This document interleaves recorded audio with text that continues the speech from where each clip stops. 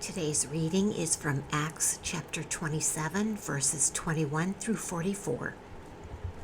But after the long abstinence from food, then Paul stood in the midst of them and said, "Men, you should have listened to me and not have sailed from Crete and incurred this disaster and loss. And now I urge you to take heart, for there will be no loss of life among you, but only of the ship. For there stood by me this night an angel of God, of the God to whom I belong and whom I serve, saying, 'Do not be afraid, Paul. You must be brought before Caesar, and indeed God has granted you all those who sail with you. Therefore take heart, men, for I believe God that it will be just as it was told me. However, we must run aground on a certain island.'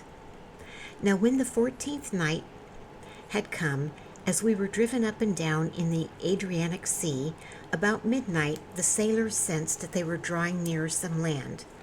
And they took soundings and found it to be 20 fathoms.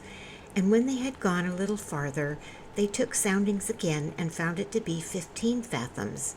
Then, fearing lest we should run aground on the rocks, they dropped 4 anchors from the stern and prayed for day to come. And as the sailors were seeking to escape from the ship, when they had let down the skiff into the sea, under pretense of putting out anchors from the prow, Paul said to the centurion and the others, 'Unless these men stay in the ship, you cannot be saved.' Then the soldiers cut away the ropes of the skiff and let it fall off. And as day was about to dawn, Paul implored them all to take food, saying, 'Today is the 14th day you have waited and continued without food and eaten nothing. Therefore I urge you to take nourishment, for this is for your survival, since not a hair will fall from the head of any of you.'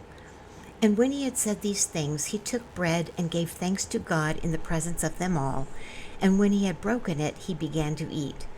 Then they were all encouraged and also took food themselves. And in all we were 276 persons on the ship.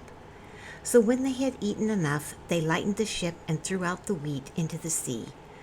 When it was day, they did not recognize the land, but they observed a bay with a beach onto which they planned to run the ship, if possible. And they let go the anchors and left them in the sea, meanwhile loosing the rudder ropes, and they hoisted the mainsail to the wind and made for shore. But striking a place where 2 seas met, they ran the ship aground, and the prow stuck fast and remained unmovable, but the stern was being broken up by the violence of the waves. And the soldiers' plan was to kill the prisoners, lest any of them should swim away and escape. But the centurion, wanting to save Paul, kept them from their purpose, and commanded that those who could swim should jump overboard first and get to land, and the rest, some on board and some on parts of the ship. And so it was that they all escaped safely to land.